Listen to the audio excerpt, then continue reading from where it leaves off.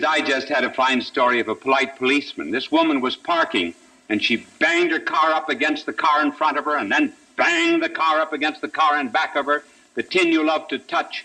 And the cop came up to her and says, "Lady, do you park by ear?"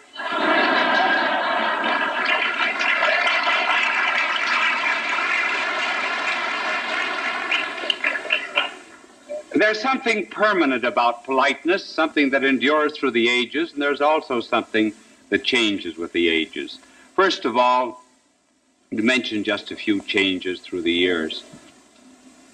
Cicero tells us that if anyone would come to visit him in his home, and they would be served silver plates with practically nothing on them. And then I picked up the other day a work on politeness that was written in 1633 in England. And it had something to do with knocking. Of course, it's always been considered ill-mannered to burst into a room without knocking, but this particular book on politeness said that you should always scratch the door with your little finger. And the book went on to say that real gentlemen allowed their fingernail to grow long in order to give it a sensitive knock.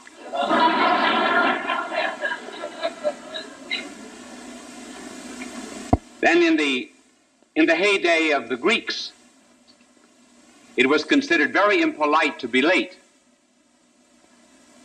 And the Greeks used to start meals at an appointed time, regardless of whether the guests were there or not. How different it is from our day. I heard of a mother whose son went into the army, and the last parting instruction of the mother to her son was, "Now, Johnny, when the bugle blows, you get right up for breakfast and don't keep the other boys waiting."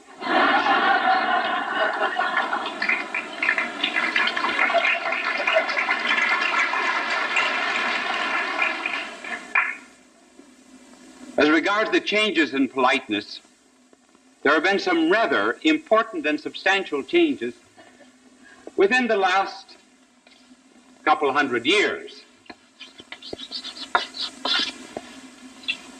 And these changes were due principally to two revolutions.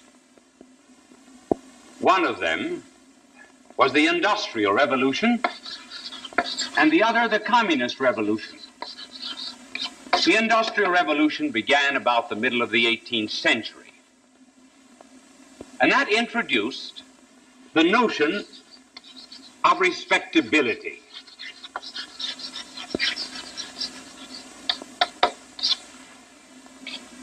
Those were the days when you were supposed to be a gentleman.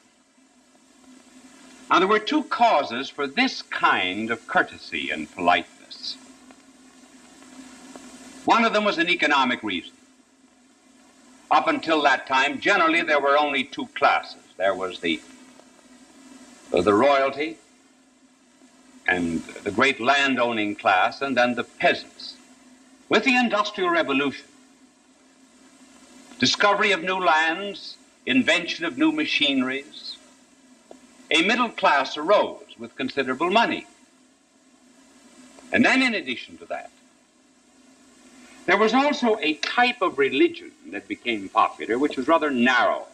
It had to do with restricted kind of morals. For example, it was considered very wrong to dance around a maypole, or to be very gay, play cards and so forth.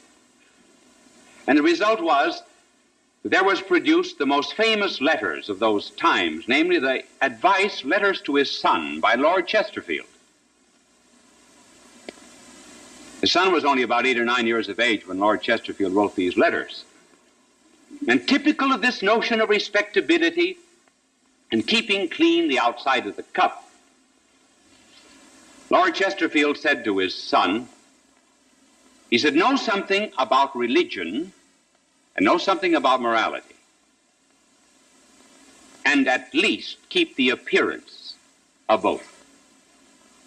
It was no wonder that when Dr. Johnson read the advice to his son of Lord Chesterfield, he said he had the morals of a rotter and the manners of a dancing teacher. And even in the last century, we find a definition of a gentleman given by Cardinal Newman, which has been generally taken to mean that Newman preferred that definition of a gentleman. He did not. But in those days, what was important was the fact that one had to be a gentleman, and that generally manifested itself in some such way as this. Someone who was superior showed condescension to someone who was inferior. Then you were a gentleman. For example, the story told of Daniel Webster. Daniel Webster one day met a slave on the street, and the slave tipped his hat to Webster, whereupon Webster took off his hat and saluted the slave. And a friend of Webster said, "Why did you take off your hat to him? He's a slave." Webster says, "I would not allow him to be a greater gentleman than I." See, he was still superior, even though he took off his hat.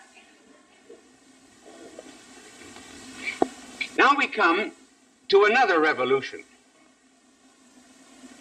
namely the Communist Revolution. The Communist Revolution had had some effect on politeness. First of all, because the Communist Revolution does not admit of any superior. It does away, for example, with intellectual superiority, for one thing, because the communist system cannot exist if a man thinks for himself. Any man who's doing his own thinking is not going to take the state opinion. Secondly, they did away with all moral and religious superiority, because communism cannot preach hate if religion is going to preach love. And thirdly, they did away with the superiority of those who owned land and their own private property, because private property is the economic guarantee of human liberty. And a man cannot be a total slave of the state if he owns property, hence the liquidation of all who own property. Therefore, under the Communist Revolution, all the superiors were done away with. Now, what is left? Well, they cannot be called inferiors. So under communism, you have left only a classless class. Communism actually is not interested, you see, in elevating those who are below, but is much more interested in degrading and eliminating those who are above. Now they produce a classless society. Everyone is supposed to be a comrade.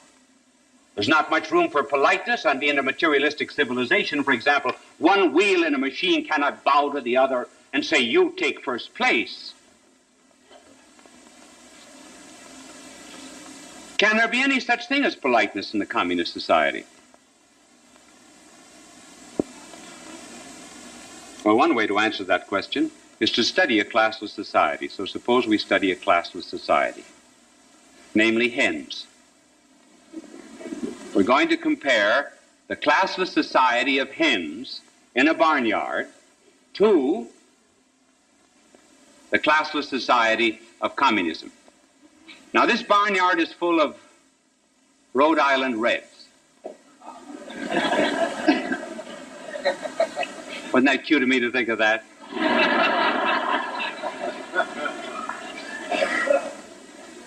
Now, if you've ever seen hens in a barnyard, you think they're all alike. This is real communism. One hen is the comrade of another hen.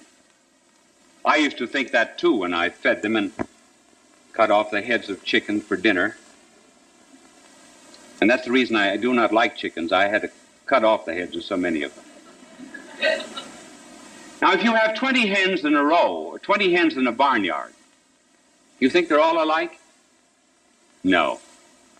Scientifically, they're not all alike. They're very different. Extremely different. If they're all hatched out together, this is what happens. They start pecking one another until they have finally graded themselves from 1 to 20 in this classless society. And if food is brought, hen number 1 will always be the one who's first entitled to get to it. Hen 19 and 20 will hover around and sneak in at the end. And hen 1 would be very jealous of hen 2 and 3. Hen is not very jealous of hen 7 or 8. It doesn't make a great deal of difference. But hen 13, very jealous of hen 14 and hen 15. Now suppose you introduce a new Rhode Island red into this barnyard.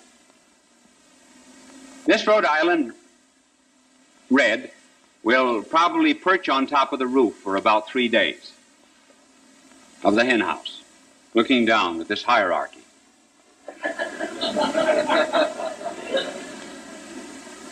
And then after 3 days, poor hen gets hungry and thirsty, comes down for food. What happens? All the other hens begin pecking hen 21. And poor hen is just exhausted from all of this pecking of everybody in this class of society where everybody is equal. And each receives according to his needs. So what does hen 21 do?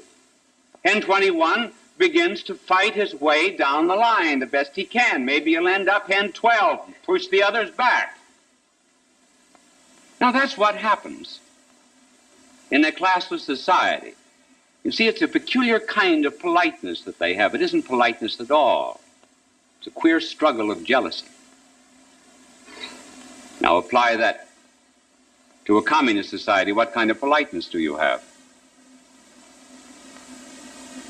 Well, first of all, instead of pecking, you have purging.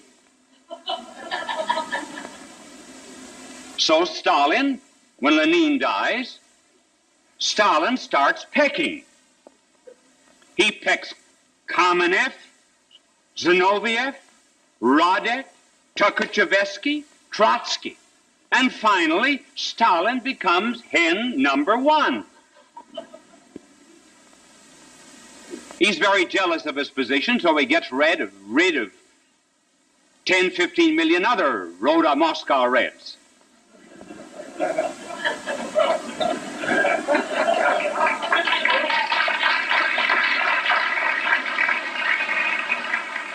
Then when Stalin dies, lo and behold, they look up on the Moscow hen house, and who's up there but hen Beria? So hen Beria comes down, and they all start pecking Beria, and poor Beria dies. Then a hen that was about 7th or 8th finally gets way up to the top. Hen Malenkov. Hen Malenkov stays there for a few weeks, and the other hens in this class of society finally worm their way up, and right at the top you begin to hear of hen Bulganin and hen Khrushchev. So hen Bulganin and hen Khrushchev come to Geneva. At the Geneva conference, after the conference, as they're taking the plane back to Moscow, Bulganin walks first into the plane. He starts up the steps. Hen number 2, Khrushchev, follows. But just as Bulganin is about to enter, Khrushchev pecks him, puts him back, and Khrushchev goes in first. That's communist politeness. Then they decide, well, there's been so much pecking that now we'll have collective authority. Nobody will be hen number 1. So 7 of them decide, from now on we will have collective authority, and we will all be equal. So they hold their 20th Congress. Communist representatives come from all over the world. Mikoyan, Bulganin, Khrushchev, they all give speeches. What do they talk about? Every one of the three starts pecking at the dead hen of Stalin. And they say will no longer have a personality leading communism. You'd think they'd let Stalin alone. So out of this new kind of materialistic civilization has come now the collective authority would be assured that if the hens in a classless society cannot get along well with one another, be assured that all of the reds are sleeping with the guns under their pillows and they're keeping the powder dry. The Rhode Island Reds fight among themselves. And sometimes the hens have been said to be the cruelest group animals in the whole entire world. Until the Moscow Reds came along. And that's the story of that kind of politeness. Now, is there a real politeness? Sometimes, incidentally, we get it in a democratic civilization. You know this process of where you get, these are heads here, people.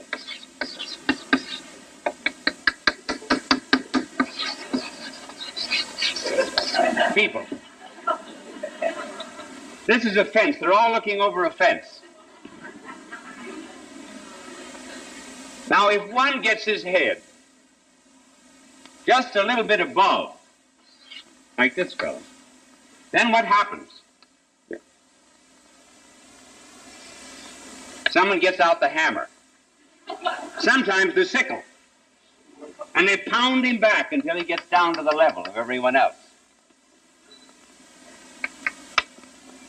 But there ought to be some real kind of politeness that endures through the century, and a genuine kind of courtesy, and there is. And real courtesy is this: each one has such humility as to consider everyone else better than himself, so that instead of the superior being condescending to the inferior, instead of the inferior eliminating the superior, rather you do have this relationship in which the inferior is served by the superior and considers him better than himself. Why consider anyone else better than ourselves? Well, first of all, we can be absolutely sure about the worst in ourselves. We know that. But we can never be sure about the worst that is in our neighbor. We can only suspect that. Now, since we can be sure of how rotten we are, we certainly ought to be polite to those people we can't be so sure about.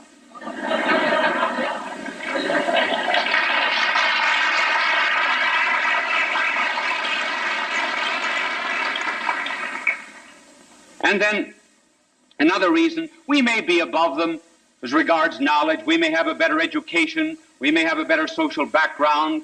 We may have more etiquette, indeed. But they may have more grace, more virtue in their souls. Maybe if they had the opportunities that we had, it would be 1,000 times better than we are. And furthermore, the reason we have to consider others better than ourselves is because we put some love into them. We do not like people just simply because they are lovable. Take, for example, a baby. Baby is loved as life itself.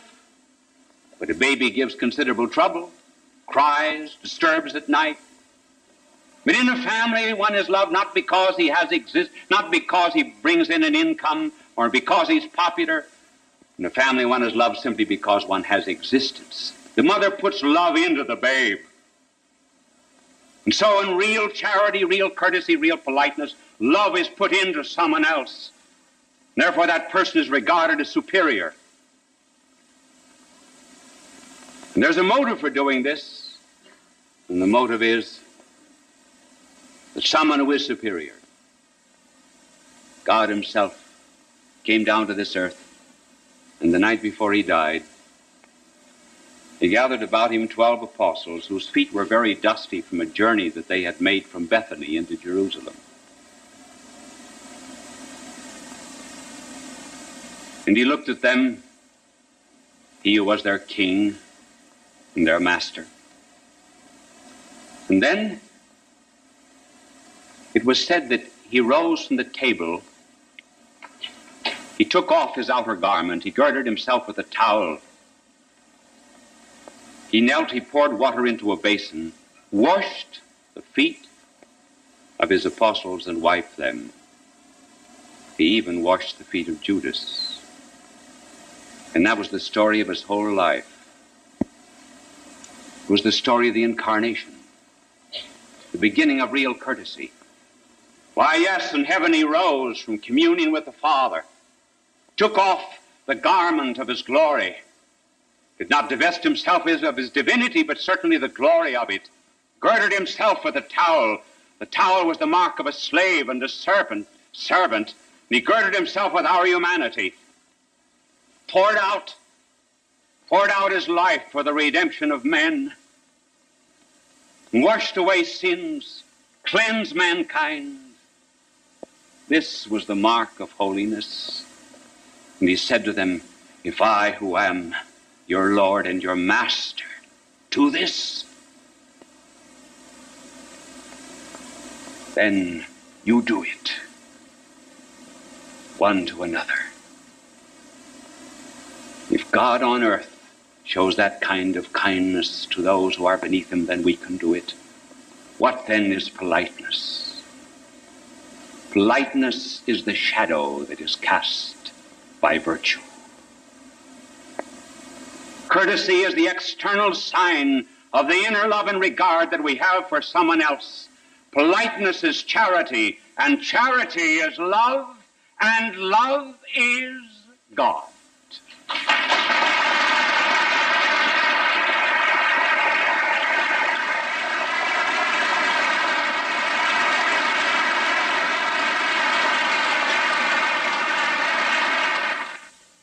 People of all faiths recognized Bishop Fulton J. Sheen as one of the greatest communicators of the 20th century.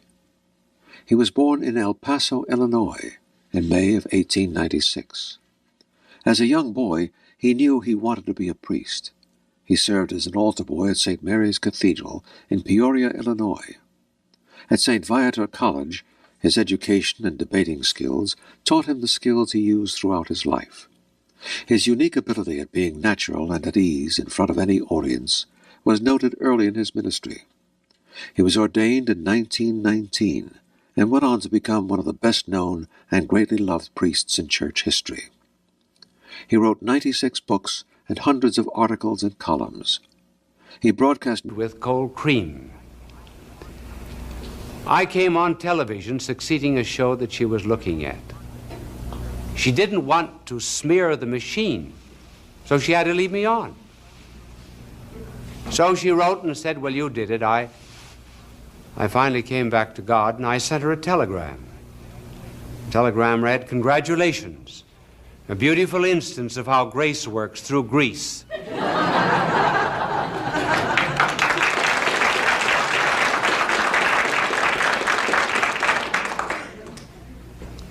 We have to say something tonight about thinkers and professors.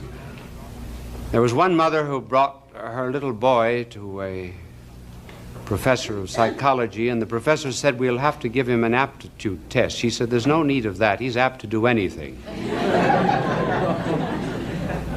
And some of the professors that we are going to talk about tonight, I wish that they all followed the example and the reminder of this particular one. He had to have an operation. He was prepared for the operation, finally wheeled into the operating room. Sterilizers were sizzling, instruments were gleaming, doctors and nurses were round about with their masks. Everything was prepared. Doctor standing over him, the sheet was finally pulled off of him, and he had written on his torso the word, think. Now, some of them think very well in certain moments, in certain subjects, and at other times not quite so well. I remember having dinners about a month apart with a group of professors. I was one for a quarter of a century in the university. The first dinner, we talked about science, the new nuclear physics, the new investigations. And it was edifying to see their love of research, their objectivity, their concern for truth, and the complete absence of a purely personal point of view. Sometime later, when we went to the second banquet, we discussed the subject of comparative religions. These same men, who seemed so objective, now allowed prejudices, points of view, narrowness, and even a certain amount of bigotry to creep in. Why was it that they were so objective when they were considering one field of knowledge and so narrow in considering another? It was because science did not concern them personally, but the other subject did. And hence they allowed their own feelings and perhaps their behavior and the way they lived to influence their attitude toward the second science. Now we're going to take 2 or 3 examples, as time permits, of thinking on this subject of comparative religions, men who should know better, and show you the kind of arguments that they use. Our first sample is H.L. Mencken. Mencken has written, "It is to be observed that the mothers of all of the prophets and men who claimed to be messengers from God had names that began with an M.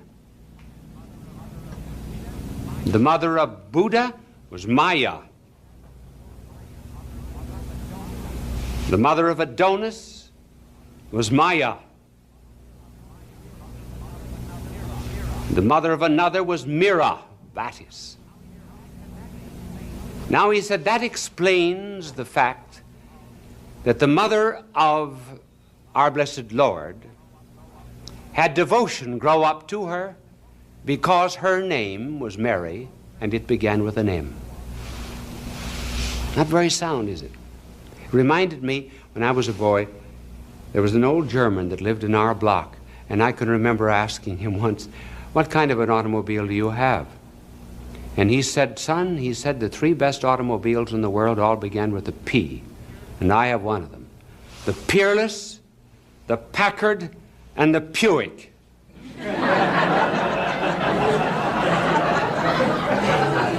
He had a Buick. Well, it was as sound as the argument of Mencken. Then take another great mathematical physicist, truly learned man, Alfred North Whitehead. Alfred North Whitehead said, "It was the custom once a year in the cult of Mithra for the king to enter into the temple and become intoxicated." Now I'm quoting Whitehead verbatim. Whitehead continues, "The awe at intoxication explains the use of wine in the communion service." Imagine. Can't see the difference between wine for intoxication, wine in a communion service. That man couldn't see the difference between a rope that's tied around a man to hold his pants up and another around his neck to hold his whole being up. Take another. This is so common. There's no point in using names. There's names from Germany, France, England, and America. Their argument is that all religions are due to a sun cult. The sun gods explain almost every religion under the sun. Apollo, for example, had a miraculous birth. Attis came from the lower regions. Osiris rose from the dead. Tammuz came out of the lower regions. And so anyone who's ever appeared and claimed to have given light to the world, such as, for example, the person of Christ, actually did nothing but develop a sun myth. That is why he had 12 apostles, because, they say, there were 12 signs in the zodiac. That's the argument. Now, let's run that down to earth. Just suppose we use the same argument on Napoleon. If you've ever seen the statue of Napoleon in Place Vendôme, Paris, you will notice that the word there of Napoleon is written the Apollio. Now that would mean, making this Greek, that means that he is Apollo itself. So there never really has been a Napoleon. It's all due to the sun cult of Apollo. You think you studied the history of Napoleon? Ridiculous. Who was his mother? Letizia, wasn't it? Who was the mother of Napoleon? Leto. What does Leto mean? In one language and Letizia in the other. Both joy. That's how we got the idea that Napoleon was born of a woman named Letizia from Apollo. You believe that Napoleon had 3 sisters? He did, according to a myth, but where did the myth start? Apollo had 3 sisters. Didn't Apollo have 2 wives? One was the earth, the other was the moon. Napoleon had 2. Where's the sun the major part of the day? How long is it in the sky? About 12 hours. How long did Napoleon reign supreme? 12 years. See, sun myth. He never existed. Furthermore, where is the sun strongest? In the north or the south? It's the south, isn't it? Gets weaker in the north, doesn't it? Where was Napoleon defeated? In Russia. See? Napoleon never existed. Sun cult. Think. Now here are 2 false assumptions that they use. One false assumption is that the primitive religion, whatever it is, equals the original religion. So if you want to know what religion is, you must go back through anthropology and study some very primitive manifestations of it. And all religion that has ever been in the world is nothing but a development of a primitive religion. Now that's not true. Religions not only evolve, they also devolve. Our blessed Lord said at the end of time that his church will be persecuted. Think you that when I come again I shall find faith on earth? It will not be an evolution, there will be a kind of a devolution in the sense of persecution. And furthermore, do we use this kind of an argument in any other kind of science? If we study medicine today, do we say we've got to go back to the witch doctors? Is astronomy today dependent upon astrology?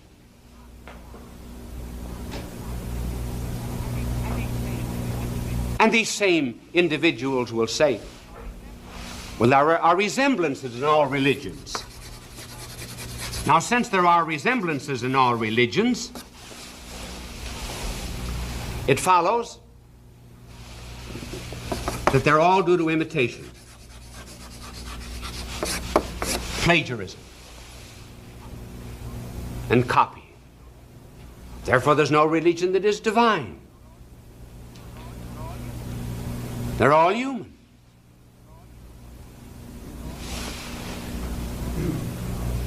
Well, certainly there are resemblances, but is it not true by the mere fact that you say something is like another thing that you also say it's unlike that thing? Man is like a monkey, but a monkey isn't the same as a man. And then furthermore,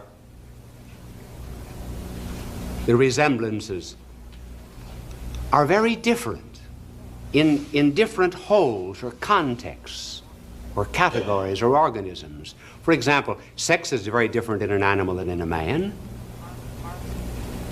Carbon is different in coal than it is in us. So too you can take certain things that happen, certain rites, liturgical practices in one religion, you'll find them in another, but they have an entirely different meaning in an entirely different context. Take, for example, not eating meat. Superficially, there doesn't seem to be any difference in religion between Moslemism, Judaism, and Christianity. But the motive is entirely different in the three. And furthermore, it's not very sound to say that simply because there are resemblances, therefore they're all man-made. You go into an art gallery and you'll find exactly the same colors in all the paintings on the wall. Does that mean they were all painted by the same artist? We would not use that kind of logic. And then furthermore, certainly there are certain resemblances, simply because man has certain basic tendencies and cravings which are very natural to him and would express themselves in a rather normal way throughout the entire world. Take, for example, the desire to worship.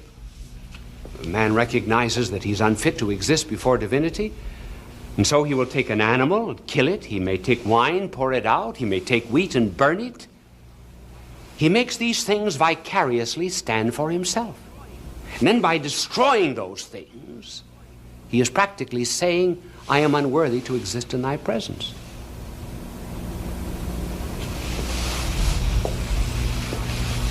What then is the proper attitude to take toward all world religions? Well, really the proper attitude to take is that there's something good in all of them. Perfect truth is really like a circle. You know, that's the only thing that I can draw well. See how good that is? Isn't it? I can't draw anything else. I'm proud of that. Now, truth is like that circle. It has 360 degrees. And that fullness would be found, for example, in the fullness of Christ's mystical body. Now, we are to think of every religion under the sun having something good. Maybe some religion that's started this afternoon in Los Angeles. That's got some good in it. May only have 10 degrees, but it's got some good. Buddhism, Confucianism, all the other world religions, they've all got good in them.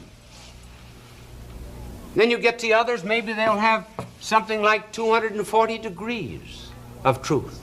Therefore, our attitude is not to be constantly pointing out the error, looking for the defects, seeking what is black, but rather laying hold of what is good. That's what St. Paul did, for example, when he was in Athens. He was talking to these people who were worshiping false gods, and he got hold of one statue that had the name unknown God in it, and he said, that's the God that I preached to you. Our blessed Lord meets a woman at the well. She's got 5 husbands. What is there in common between him and the woman with 5 husbands? He found it. It was a common love of a drink of cold water. And with that, he started to build up the morals and the faith of the woman. And so, with world religions, everything is good. We can just as well start Christianity, start it with Buddhism and Confucianism as we started with Plato and Aristotle. Therefore, it should not be the business of those who wish to give a divine religion, for example, to Asia, to think they have to destroy everything. Start with what is good. Remember that what is true in them comes from God. What is erroneous comes from us. Now, another point is the transcendence of Christianity. How does Christianity differ from other world religions? It differs in this way. You know, my angel was out New Year's, and so I didn't have him come in tonight to change the blackboard. That's the reason I'm using it on this side all the time. I wished I had asked him to come in. Well, here is the difference. All man religions, human religions, operate this way. We start over again. Man to God. Man goes to God. How man goes to God may differ. He may go by contemplation, he may go by self-denial, he may go by mortification, he may go by putting himself in tune with the universe, by acceptance of the sovereign will of God. And those are the differences between Buddhism, Confucianism, the philosophy of Lao-tzu, Tzu, and others, Hinduism. But in every instance, even in the psychological religions of the United States and humanism, man lifts himself by his own bootstraps, pulls himself with the lobes of his own ear. But what's Christianity? It's this way. God comes down to man. Man is weak. He needs a gift. How does anything rise except by someone higher than itself coming down to it? How do chemicals get into plants? How do plants get into animals?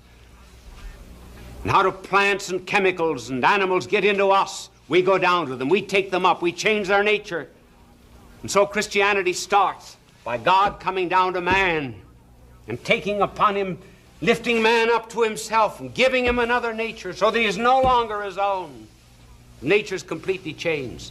That's the difference between the two. And there's another difference. And that difference has to do with prehistory. See, when one investigates this subject of world religions, one can't immediately say, well, I'm going to choose Buddha, I'm going to choose Confucius, I'm going to choose Christ. We have reason. We're supposed to think. We don't start with faith.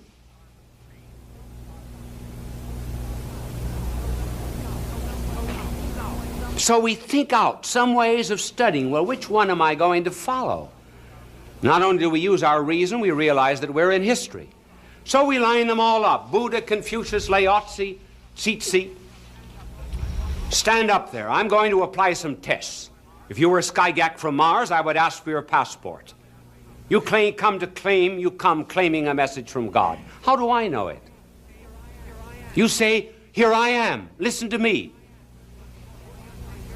Buddha, you say, here's my fourfold noble path, my eightfold way.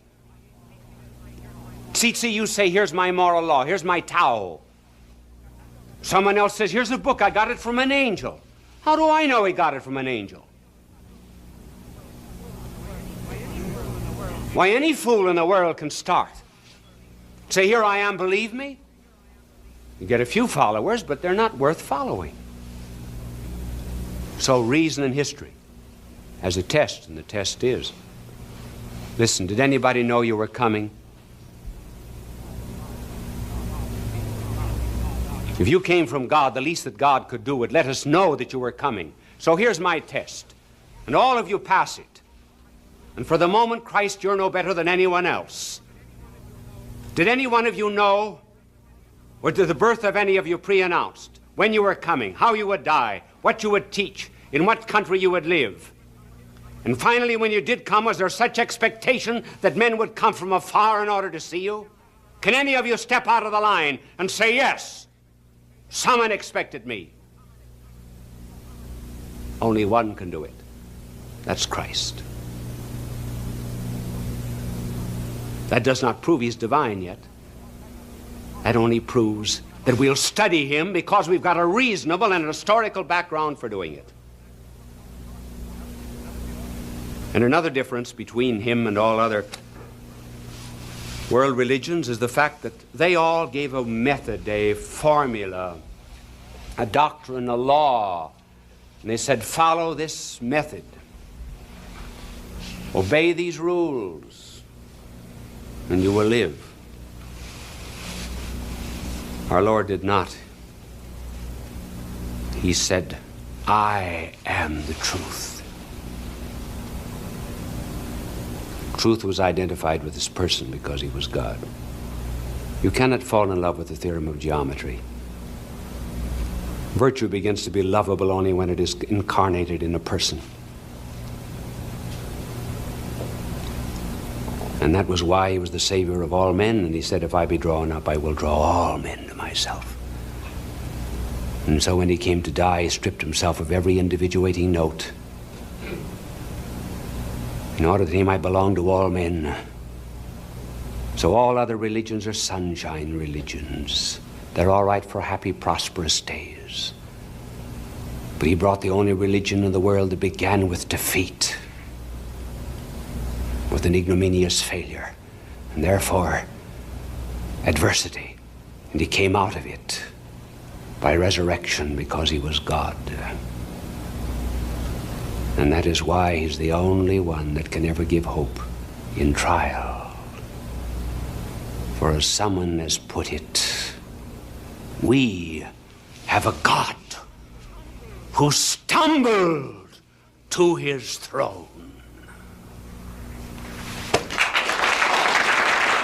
Bishop Sheen will return in just a moment. Fulton J. Sheen is indeed a man for all seasons.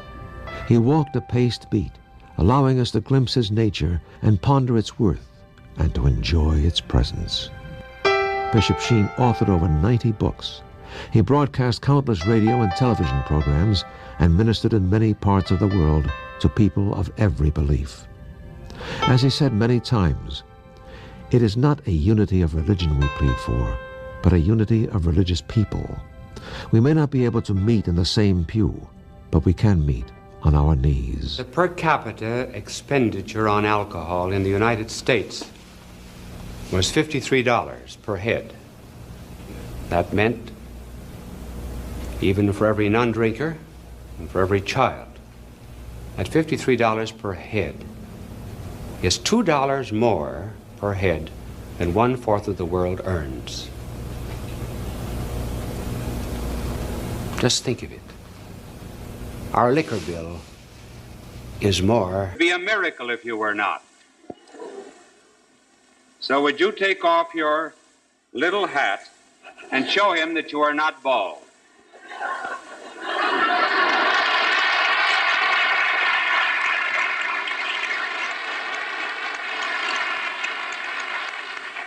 May I tell you, little man, that the difference is this. All of the other bishops had mothers who told them that they would all come out on top.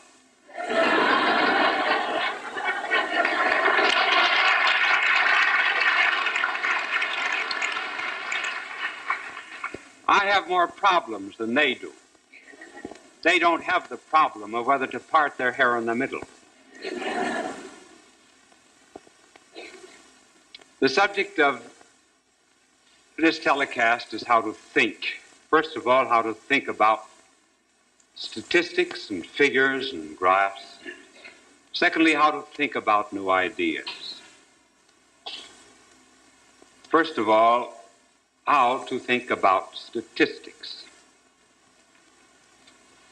There are two kinds of reasoning, or two general ways of thinking.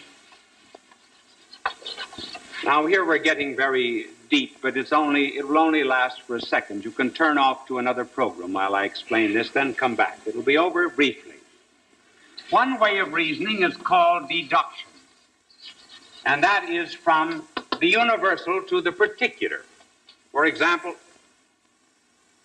all men are mortal, John is a man, therefore John is mortal. And the other reasoning, from which there come graphs and statistics, is induction. Induction is from the particular to the general or the universal.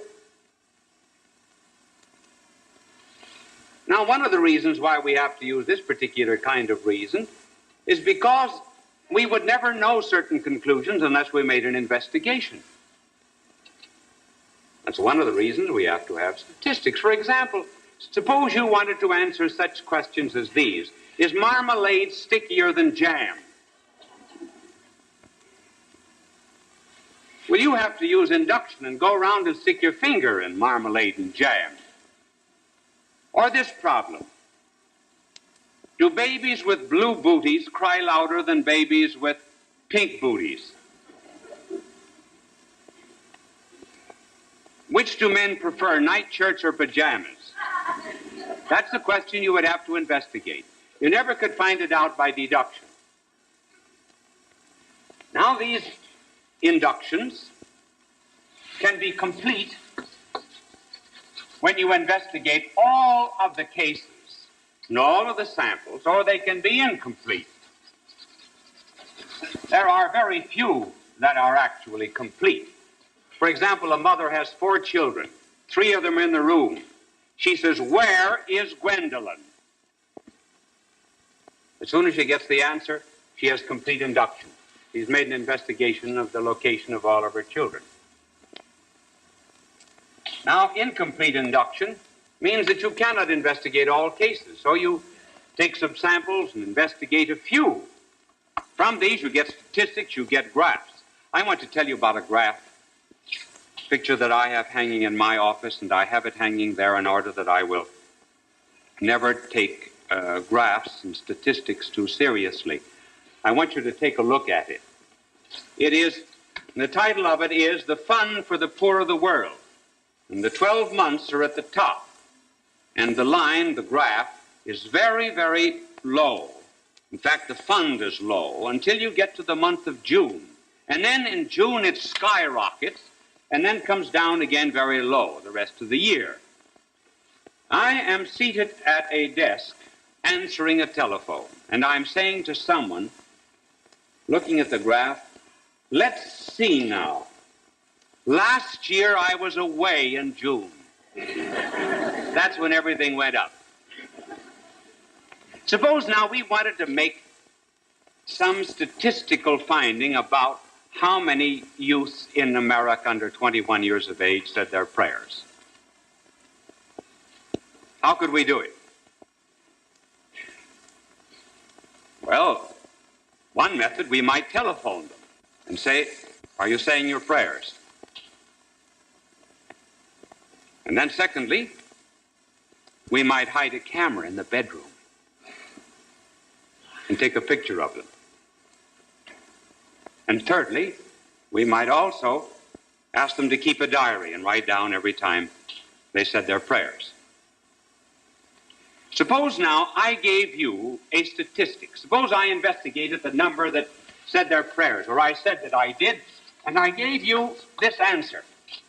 The 12.3% of the youths of America under 21 years of age say their prayers. Now, you'd be very much impressed with that, wouldn't you? Because there's that 3%. And you would say, "My, that must be scientific." That 12.3, that was one of the great advantages, incidentally, of the Ivory Soap advertisement. Ivory Soap 99 and 44, 100% pure. And you would say to yourself, "My goodness, if Ivory Soap admitted that there's 56 100ths of 1% impurity, that must be good soap." It was the fraction that got you. All right, now suppose I said that, 12.3. Now I'm going to tell you how we might arrive at that conclusion. Suppose I investigated. Cannot investigate all of the youths in America. Suppose I phoned 600 of them, from which I got 12.3. Now I'm going to give you some rules for statistics. And notice how they're going to be worked out. Whenever you hear a statistic, always ask these questions. 1, how many possible cases are there? That is to say, how many cases could be tested? 2, how many were tested? 3, can you believe what they told you? That was the problem Kinzig had. Did everybody tell Kinzig the truth? Not on your life. You can't be sure if you call up the boys and say, "Did you say your prayers?" That they said their prayers? And 4th, if it comes from an independent laboratory, who paid for the experiment? If cigarette X blows much better smoke rings than cigarette Y, who paid for that investigation? The independent laboratory isn't in business for their health, you know. Now, keeping this in mind, suppose we investigated 600. How many boys and girls are there in the United States under 21 years of age? 60,160,000.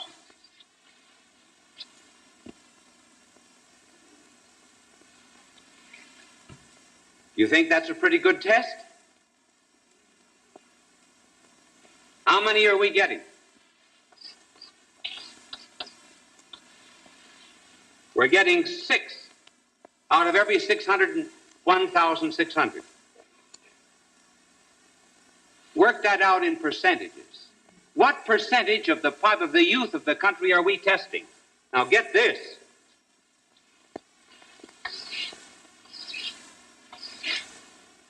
I'm not finished yet.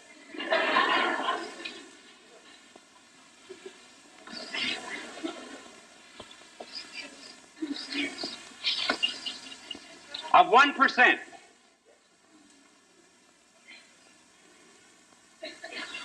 You see, I'm a rapid calculator. Did you ever hear about the rapid calculator? It was a man who was on a train, somebody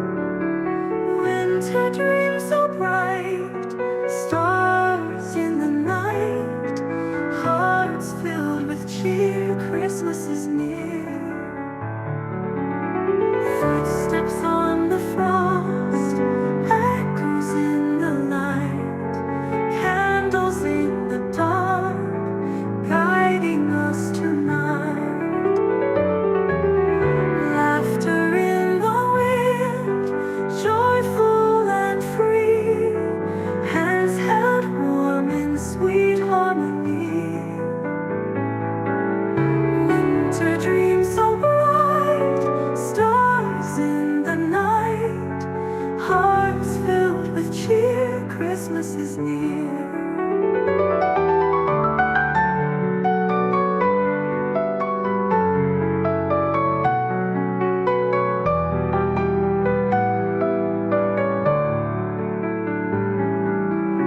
Footsteps on the frost, echoes in the light, candles in the dark, guiding us to